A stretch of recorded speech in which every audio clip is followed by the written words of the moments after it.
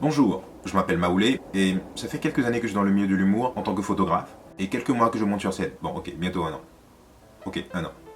Mais dans tous les cas, je suis encore stagiaire dans le milieu et du coup, j'ai envie de progresser. Et comme défi, justement pour progresser, je me dis que je vais monter sur toutes les scènes ouvertes de Paris. Je pense qu'il y en a une cinquantaine, j'espère, pas plus. Mais en tout cas, ça va être cool, de toute manière d'expérimenter, de découvrir les différents lieux, que ce soit les plus grands ou les plus petits, les plus discrets, les plus crados ou les plus propres. Je sais pas ce qui m'attend. Mais l'idée, c'est qu'on partage ensemble cette aventure. Comme ça, à travers mes yeux, vous découvrirez les scènes ouvertes de Paris, les lieux, les horaires, les organisateurs, comment les contacter. Je tomberai sûrement où je suis des collègues humoristes avec qui je vais échanger sur l'humour et aussi parler un peu au public qui vient voir ce genre de choses, qui sont sûrement des gens très bien, que j'aime beaucoup.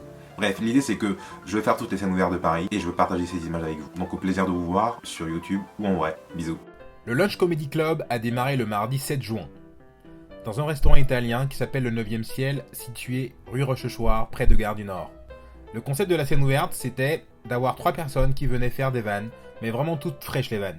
Parce que le but était vraiment de tester, c'était plus un laboratoire dans le sens où le public avait le droit de participer.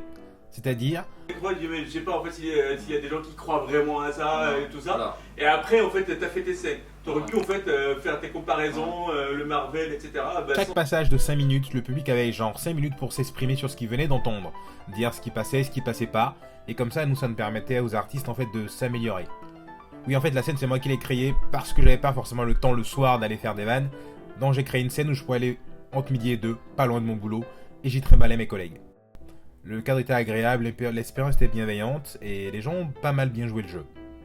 Il n'y avait pas de chapeau à l'entrée, mais on mangeait sur place, du coup, le public payait un menu de 10 €, et les artistes mangeaient gratuitement. C'était l'occasion aussi de discuter avec des humoristes et leur poser 2-3 questions. Alors moi je m'appelle Groseille, c'est mon nom de scène, je fais du stand-up depuis 2 mois. Mon humour, c'est mon humour, hein. C'est du stand-up, je parle de moi, je parle de ma famille, de ma vie. Ah, faut écrire tous les jours changer, hein. Y a pas de secret, hein. Y a pas de recette miracle. Écrire. 15 fois écrire la même chose, tester 3, 4 fois, 5 fois, dans différents endroits. C'est différent, des jours ça va marcher, des jours ça va pas marcher. Y a pas de vanne qui marche. À la prochaine. Bon alors Florian, j'ai des petites questions pour toi, liées à l'humour. L'humour, ça serait pas un métier par hasard? Pas pour toi. Donc, Forcément. bon, première question. Comment tu fais, toi, personnellement, pour passer d'une vanne 1 étoile à une vanne 5 étoiles? En fait, je pense que tout le développement et la construction d'une vanne, c'est d'écrire en fait et de la tester. Il n'y a rien de plus simple en fait. C'est-à-dire que t'écris une vanne, au départ c'est forcément pas une vanne 5 étoiles, tu démarres pas avec une vanne 5 étoiles. Ou alors t'es un génie, mais parce que je ne suis pas, voilà. cela va sans dire. Mais tu démarres avec une vanne 1, 2 étoiles, tu la testes pendant des semaines pour l'améliorer. Et une vanne 5 étoiles c'est tellement exceptionnel d'arriver à une vanne 5 étoiles, une vanne qui est sûre de marcher quoi qu'il arrive. Je pense que même une vanne 5 étoiles, tu n'y arrives pas si souvent que ça. Et je pense que même dans un spectacle d'1h30 qui marche et qui fait rire, là, pour reprendre ton schéma des étoiles, je pense que dans un spectacle d'1h30 qui fait rire, parce que toutes les vannes font rire, je pense que 95% c'est des vannes 4 étoiles qui sont des vannes très très fortes, mais une vanne 5 étoiles c'est le Graal, c'est le truc qu'on cherche tous, qu'on veut tous et qu'on n'a pas si souvent que ça. Mais genre, c'est une applause carrément. Est-ce qu'une applause pour toi, c'est forcément une 5 étoiles? Est-ce que c'est lié? Non, je pense qu'une 5 étoiles est forcément une applause, mais qu'une applause n'est pas forcément une 5 étoiles. Et du coup, c'est payant, non? hein, c'est pas mal. Je vais sûrement effacer tout ça. Comment tu vois l'avenir du stand-up en France ou dans le monde voilà. Est-ce que tu as une idée? Alors, en fait, aux États-Unis, je pensais que le stand-up on était arrivé à un point où ça allait stagner en fait. Tu sais, où il y a déjà 500 comedy clubs par rue, partout. Je veux dire, comment tu veux que ça soit plus? Et puis Netflix est arrivé et a dit hey, on va sortir un stand-up par semaine. Et donc, forcément, oui, le stand-up, je pense qu'il est clairement en évolution.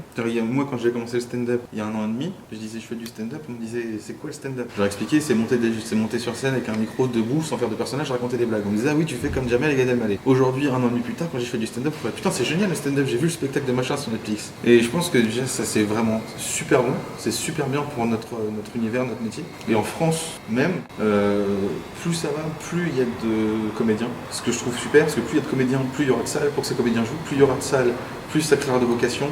Et je pense qu'en fait, on est en train de vivre en France ce qu'a vécu le stand-up dans les années 80 aux États-Unis. Où là, c'est le début, chez nous, c'est le début du stand-up. Outre les grosses stars, Jamel, Gad et machin, c'est le début du stand-up et c'est en pure évolution, quoi. Nous voici à la fin de l'épisode 0 où nous avons découvert le Lunch Comedy Club, une scène ouverte qui a lieu entre midi et 2 et où le public peut participer à l'amélioration de vannes. Si j'ai parlé aussi un petit peu de moi, du coup dans la description vous retrouverez à la page Facebook du Lunch Comedy Club, la mienne, et aussi de celle des artistes auxquels j'ai parlé. Au plaisir de vous voir à l'épisode suivant, et je crois savoir déjà où est-ce que je vais. Spoiler, je vais à l'Underground Comedy Club. Merci beaucoup d'avoir suivi le premier épisode. C'était l'épisode 0. C'est le tout premier. Je pense qu'on va s'améliorer dans le temps et surtout grâce à vos commentaires. Donc n'hésitez pas à en laisser plus bas. Et abonnez-vous pour voir la suite de l'aventure et glissez-moi des pouces. C'est toujours cool les pouces.